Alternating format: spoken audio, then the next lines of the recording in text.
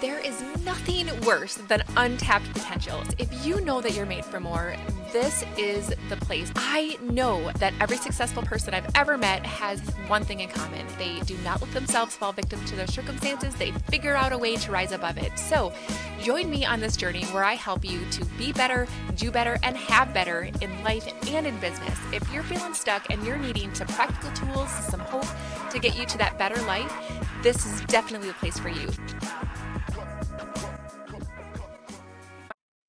Hey everybody, welcome to the UNSTUCK Podcast. And today I get a chance to interview my new friend, Blain. Now you guys, this is kind of the cool thing. I just have to tell this story, Emily. So the two of us connected over a podcast Facebook group that we basically connected in. And so we're talking and I'm like, oh my gosh, like, where are you from? And she told me that she was from Minnesota. And I'm like, oh my goodness, where? And then literally, like, she's down the street. Like, she lives in the town that I work in. And so how cool is it that, and I literally am interviewing people from all over the world on this show, and here you are, just in my backyard. So how fun is that we get a chance to connect and share our passion for money mindset in this episode. So welcome. Thank you. I'm really excited to be here. It was such a crazy connection. Like, we got off the call, it's like, that was so crazy. We're like, you're 15 minutes apart. Because same thing. I talk to people from all over.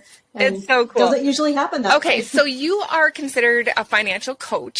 And one of the things that really stood out to me about you and why I wanted you on the show is that your passion is to help people have conversations before they have trouble, right? And so we can sometimes, so really it's just the engaged couple is really your target market as far as people that you want to talk to, and you help them open up a dialogue. So why don't you tell us a little bit about yourself and what you're doing in the world and explain it way better than I just did. Fair. And if you hear any background noise, my dog is looking out the window at the neighbor dogs that are out. So he's I get it. I have a dog too. You can't control talking in the background. No. All right. So yeah, I'm a financial coach and I do primarily work with engaged couples to help them have sort of the money conversations before they get married, before they've been fighting about the same thing for 10 years. And a lot of times it's a little bit awkward to start that conversation because it's not something that, you're just curled up on the couch watching Netflix and, hey, how much debt do you have? Or, hey, what kind of financial legacy do you want to leave? Like, that's not really a normal topic of conversation. Yeah. So sometimes bringing that conversation up can be kind of hard, and knowing how to insert that into normal conversation. Yeah. And one of the things, that's kind of where I come in. And one of the things that I really found was interesting when the two of us talked is that not only do you help people, before they get married to have these conversations, because, we bring a money mindset and money behaviors that are deep rooted in ourselves, whether we realize it or not, to the table. Right. And so you help with the beginnings. But one of the things that, really, really spoke to me was any couple really that is going through a transition needs to be on the same page when it comes to money. And, an example, Absolutely. like, I'm an entrepreneur, I'm a mindset of an entrepreneur, I'm a risk taker. My husband is absolutely the opposite of that. Like, he really loves stability. And even if his comfort level is no longer comfortable, he would rather stay there because it's what he knows, right? And so the two of us really had to have some hard conversations around money basically in order for us to decide what our next steps are on my entrepreneurial journey and all the things. And these are hard conversations to have. So how did you ever get into this line of work? Like, what made you passionate about this? So ever since, my husband and I have been married for 9 years, actually next week. And we got married right out of college. And I just sort of naturally stepped into this. I call myself the family CFO. Yeah. My husband actually also calls me that. But we call me the family CFO because I just sort of handle everything. Yeah. I coordinate things with our financial planner. I manage our budget, all of that stuff. And it's always come really natural to me. And I've always kind of enjoyed it. And then a couple of years ago, I realized that I could, other people would actually pay me to help them develop those skills as well. Yeah. And goodness knows it's hard to get those skills because it's something like 26 states require some form of personal finance class or week, like in high school. Yeah. So there aren't very many states that just over half require anything. Yeah. And the form that takes often isn't even necessarily like a full semester class of like personal finance 101 or whatever. So like, how do you get this information? Yes. Because money is, I don't remember the statistic there either, but it's a large number of people would rather talk about basically anything than money. Yeah, no, and so that's totally true. Yeah, it's just not talked about around the dinner table growing up. So if you aren't going to get it from school and you aren't going to get it from your parents, then you're kind of thrown into being an adult and you're like, well, I don't know, I've got a credit card. It tells me I can spend this much money, so I may as well spend this much money. Yeah.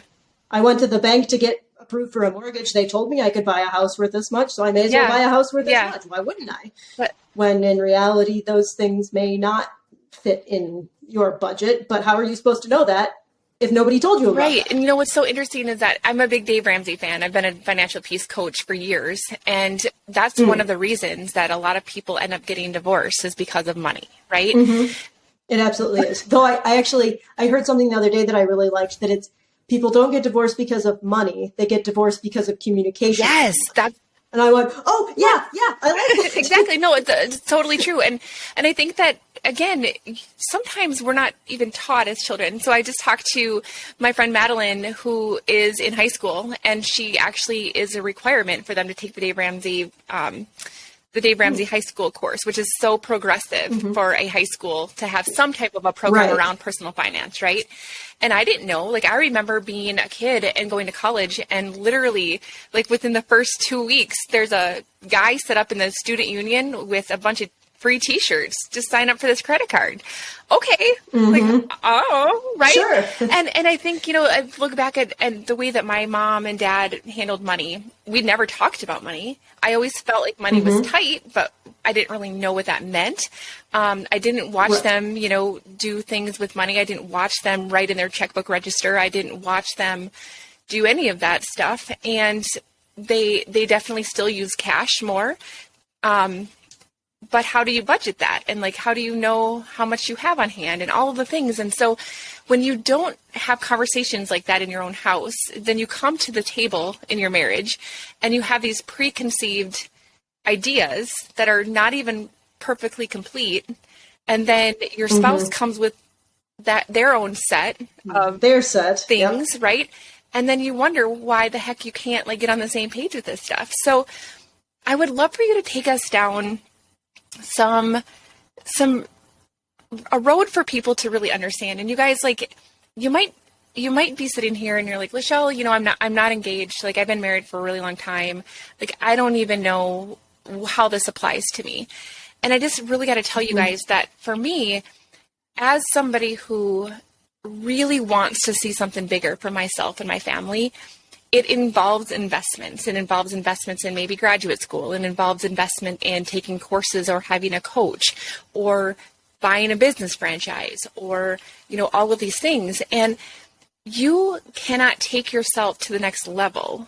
You cannot have better for yourself and your family. You cannot create a legacy for your family without a plan. And you can't have a plan if you and your partner are not on the same page. And I got to tell you that when it comes to money, I'm the spender. My husband's definitely the saver. And when it comes to money, he's definitely more the CFO and I'm more of the free spirit because it makes me uncomfortable. That's my honest, vulnerability right here. I don't like talking about money.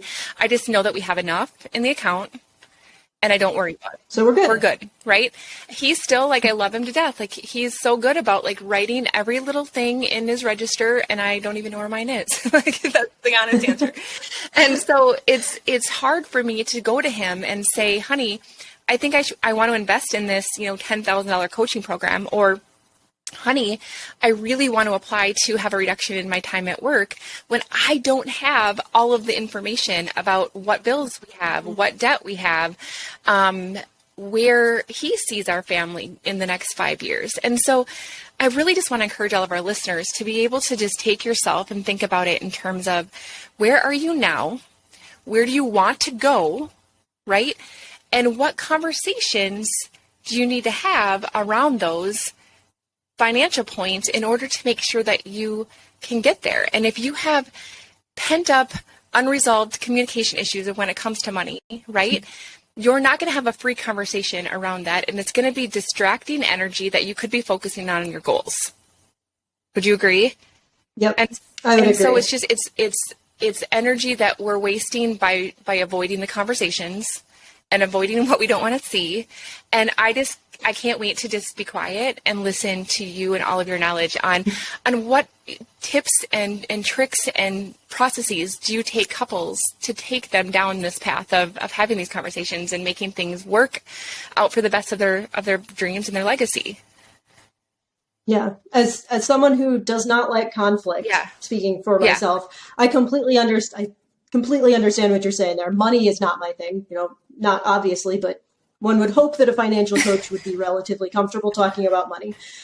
So that hasn't been an issue, but there are plenty of other things that I just won't mention that because then we don't have to fight, which again, not healthy. It's going to come up eventually. Better to talk about it. Okay, so you're human, so that makes me feel better. Oh yeah. I can go through the list in my head of all of the things that I've been thinking about that I'm like, I should talk about that with my husband, but it's not that big a deal. So we'll just forget about it until the next thing that annoys me. Yeah. So I completely sympathize there. So when it comes to having that conversation about money, I think shared goals is such a good place. Because if you're working towards something together, then that can kind of clarify things. So if you're able to say, this is what we want, or maybe to start the conversation, this is what I see. This is what I see our family. This is what I see this doing for us, for our family unit, for our future together. How can we get there? Here's a few ideas I have.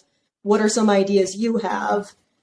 If you are the person who knows more about the numbers, because in most relationships, one person ends up being more of the day-to-day finance type person. And one person ends up sort of like you were saying, I know things are taken care of, but I couldn't tell you where everything is. I mean, the thing is, I before we got married, I obviously did all of my stuff. And so I know that I'm capable of it. I don't like to do it. Right. He doesn't mind doing it. So I'm like, sweet. But it definitely, though, does not put us on the same page. And I will tell you that is such a brilliant advice because you're starting out with something positive. Exactly. Right? You're starting out with something future-focused. And we did that. We Dave Ramsey, I say we Dave Ramsey like it's a verb, but a shed on our property. We built a barn. And we built it in cash, and everything that we did, every extra money that we had went towards that, and it felt so amazing to watch this. Because you had that vision of this is what we want, how can we get there? And are we going to put every single dollar we have towards that? Are we comfortable with debt? Are we not comfortable with debt? How much debt are we comfortable with? Then you get into all of those how questions. But if you can start with that big picture of let's build this vision together that we can both buy into, and then you can sort of start working out the how do we feel about this? How do you feel about this? How do I feel about this? Is this good? Is this bad? Does this feel stretchy in a good way? Does this feel stretchy in a really scary way? Is it bad scary? Is it good scary? Yeah. So what do you do when you have somebody that maybe is coming to you and they're not on the same page with their goals? Maybe one of the spouse members is, wanting to quit their job, but they're the breadwinner, let's just say. And the other person's like, why would you quit your job? You just went through all the schooling and they're not on the same page with that. So what kind of questions could you take them through to help with that?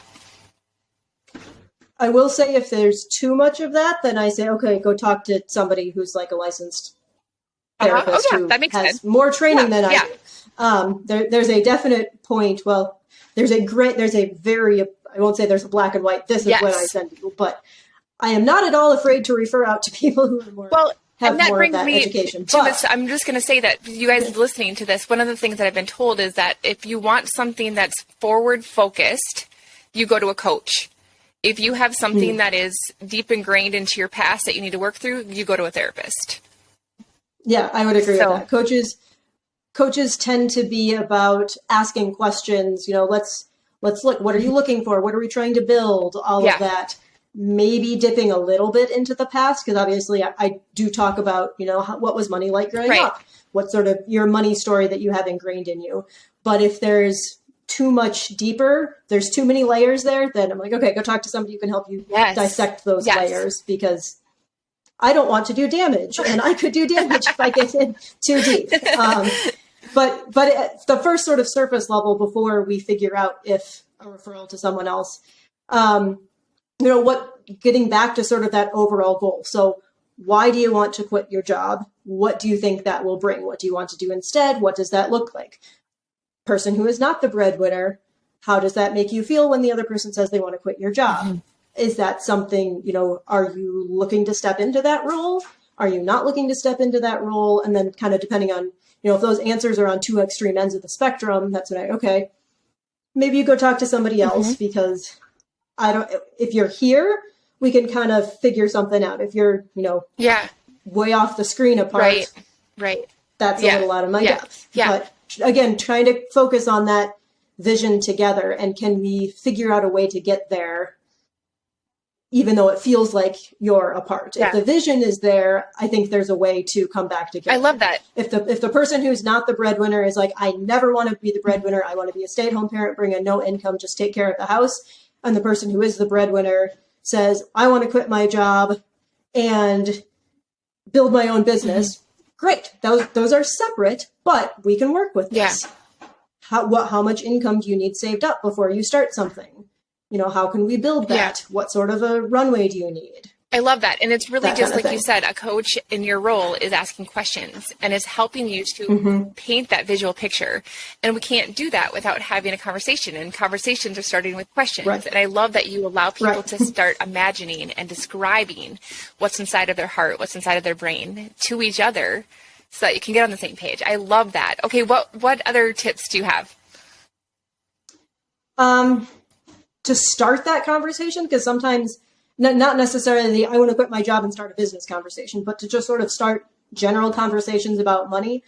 If you hire a financial coach, that's a pretty obvious way, because then you show up to your financial coaching session and you talk about money. But if you are not there yet, or you don't want to, or you feel like you can't afford it, then I'm a fan of sort of bringing it into everyday life. Like, you're sitting on the couch together watching Netflix, and let's say you're watching a show like Marriage or Mortgage, which was, a couple months ago came out, but a show where they're talking about money basically in any capacity.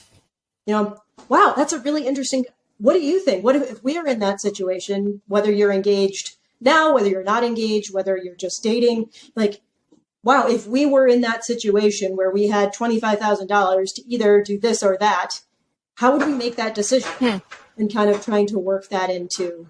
That is so brilliant. I've never, ever even thought about that. Just like using other people's lives and entertainment to bring mm-hmm. about conversations. That is so amazing. Okay. Mm-hmm. We are going to go into our little information session about an upcoming course that I'm offering. And then I want to hop back into this conversation and have you teach us a little bit more about what you do with the people that you work with. Does that sound good? Sure. Sounds good. Let me ask you this. Are you a business owner and you feel like you are literally tied to your phone all the time in order to keep up with social media? You know you need to post consistently, but you don't know what to post, and you don't want to have to post every single day because it means that you're married to your phone. So then you're not consistent, and then business doesn't follow. Or maybe you have no idea how to attract your ideal client, and you want to find a way to get the right people to come to you. Oh my goodness, like that was totally where I was. And I had to take some time and research to find out what the heck I could be doing to make my life so much better. So here's the scoop. I have found a system that I've created a system that has allowed me to not only attract my dream clients, but it's allowed me to be consistent by planning all of my content for an entire year in one single weekend. And I've decided to offer it to all of you guys. If that is something that you would love to learn more about, make sure to click on the link in the show notes so that you can learn how to get your life back, but keep your social media game on track. Okay, guys, here we are back. Emily, I cannot wait for you to continue to take us down this road. And you helped us see that we really, really can start getting on the same page when we think of a good big goal that we want to have together. And I loved how you snuck in the entertainment factor in there. That was brilliant. Okay, what other things do you have people do, or what other part of your process do you take people through when you work with them? Yeah, so I think a really important thing, especially when you're just starting to make financial decisions mm-hmm. together, is talking about sort of, like we talked about earlier, how did you grow up? Okay. What did you see your parents do? What didn't you see your parents do? What did you see that worked? What did you see that didn't work? What are you assuming that your life will look like? What are you expecting that you and your partner will make decisions about together? Or what are you expecting that they'll handle? What are you expecting to handle? All of sort of those assumptions and expectations that we don't even necessarily realize we have until you start thinking about, oh yeah, I am just assuming that of course we're going to combine bank accounts because my parents combined bank accounts and it worked out great. So isn't that what every successful couple does? Whereas your partner is going, of course we're not going to combine bank accounts. You know, my parents got divorced and it was a huge mess because everything was together, and this parent got, you know, this parent got everything and this parent got nothing, and it was really hard. And then all of a sudden you're fighting about whether you should have combined bank accounts, and that's not really what you're fighting about, but that's kind of what you're fighting about. Yeah. But if you can kind of dissect that and go, oh, this is why, and oh, this is why. Okay, so let's sort of unpack that and figure out what's best for us moving forward. Again, Coach, I want to move forward. Let's move forward. Let's look to what we can create together. And you know, what's so cool too, because I think that oftentimes we can, in this retrospect, looking at the behaviors that we've witnessed when we were growing up, we start to, with the process that you just described, figure out, like, you know what, my mom and dad really didn't model much for me, and we definitely didn't talk about it. And I just literally, like, it made me think of my own kids. Like, we have a debit card, right? And so we use it at the store. They don't understand that that's a debit card. They just think that we have like this free money and this magic plastic thing, right?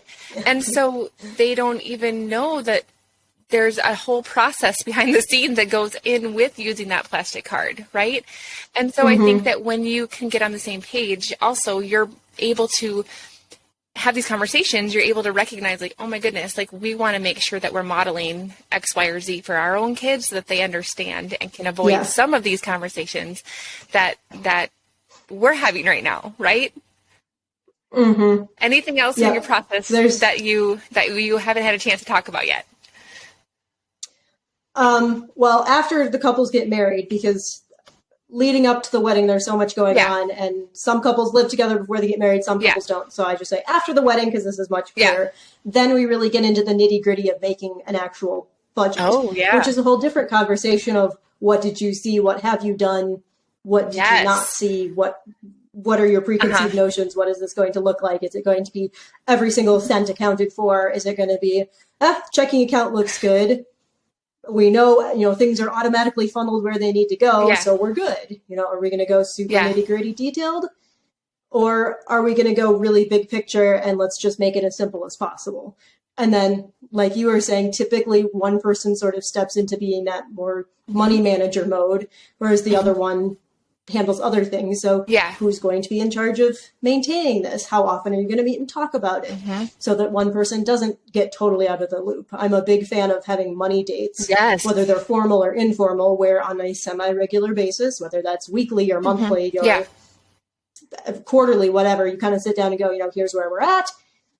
Sometimes it's just as simple as here's where we're at. Everything's good. Everything good. Great. We're done. Sometimes it's okay. So this is what happened. This is a little bit more than we were expecting, but we had this come in, or we're really being pinched because of this. So what can we do to adapt? Just sort of keeping everybody in the loop. Otherwise, it can get to one person knowing everything, the other person knowing nothing, which can be fine, but can also can be a slippery slope to a whole host of other problems. I mean, I had a dear friend who passed away recently, young guy, oh, I'm sorry. Young family. And it's just like thinking about that, it made my husband and I talk about this, like, okay, well, where are all the passwords at, and what do you do? And I think that you mentioned earlier that you also don't like conflict. Maybe it's a Minnesota thing in me, but I'm like, it's just like, I don't want to talk about that. And if you've had conversations in the past about money and it's always ended up in an argument, you're going to avoid those conversations like they're the plague, right? But I think one of the things that you said that really stuck out to me was that if you can make them more of a regular occurrence, you're going to desensitize yourself into it being like a really ugly, dramatic event.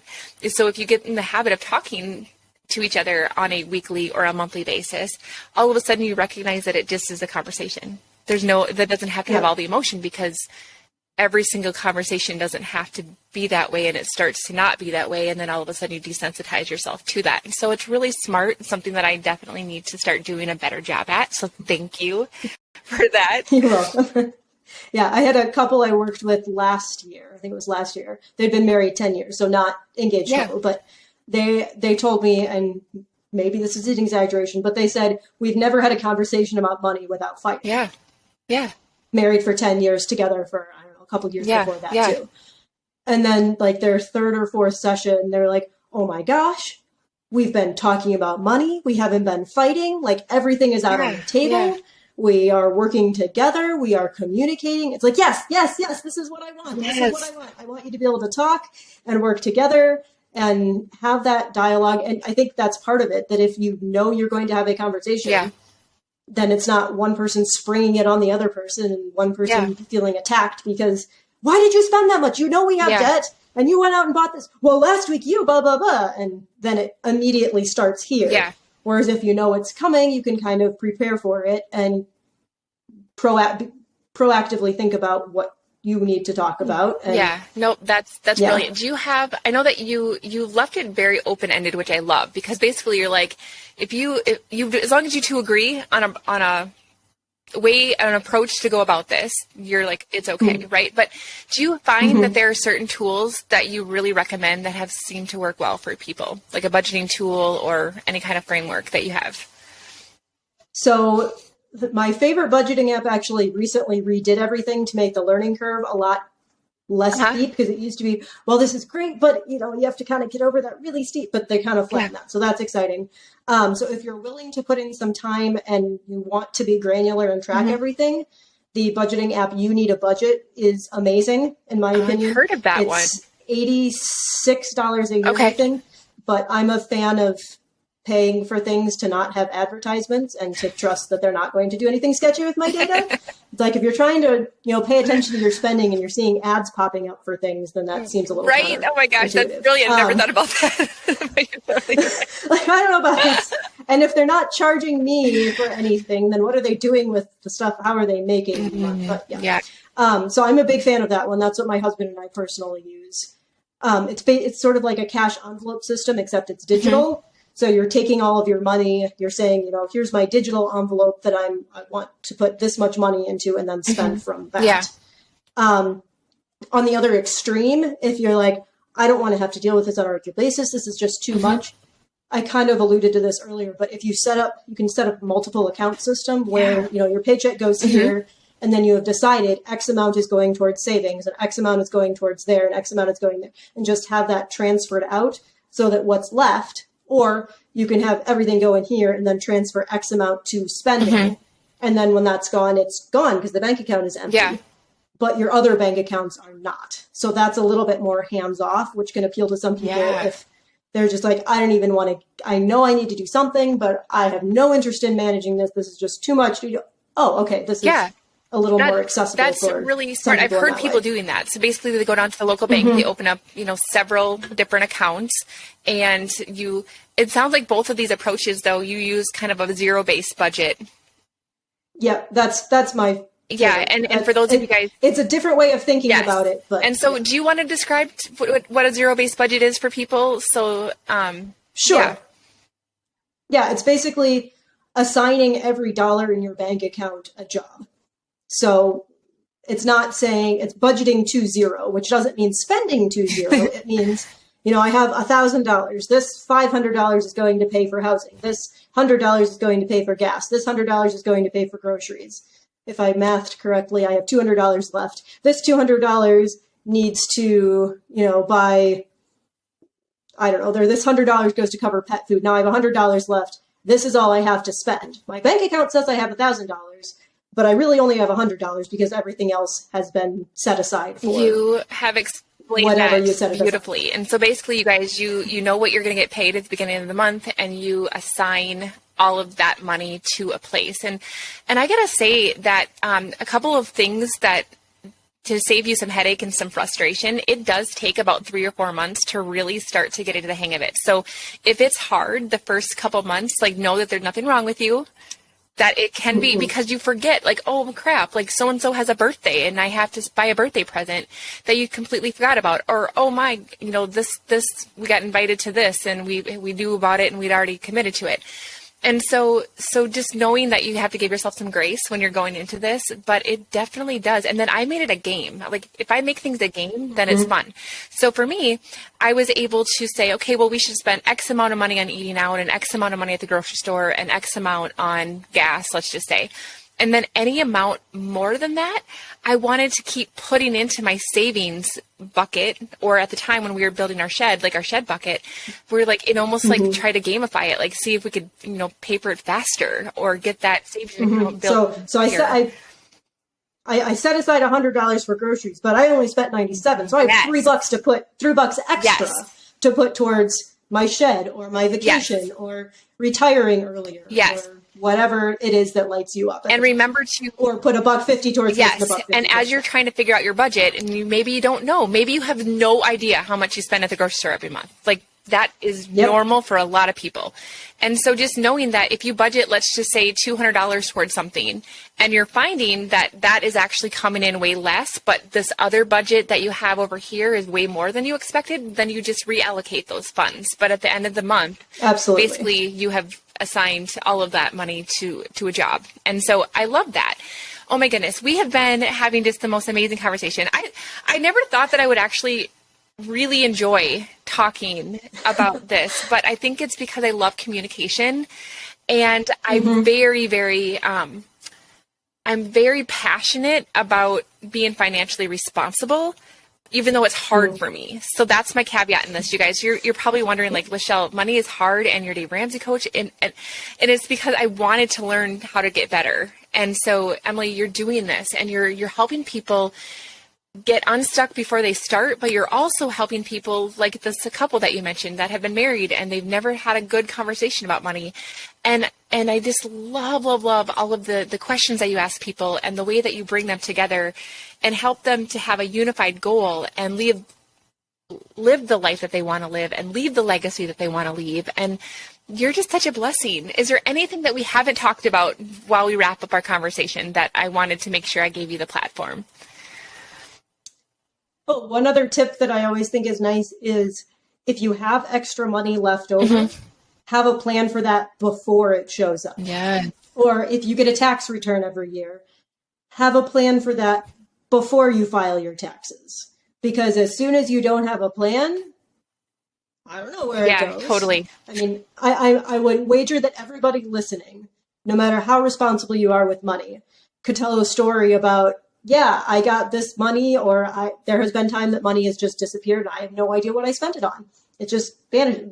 Honestly, that's how I am with cash. Yes, I'm me too. really bad at tracking cash because we have our budgeting app linked to our credit cards that it just pulls information in, so I know where everything is. Cash just sort of vanishes. It does. So, and if you have so going back to more of a larger quantity of money, you know that you're going to get some kind of tax return. Maybe you don't know the exact dollar amount, but you usually get, we'll say, between $2,000 and $3,000.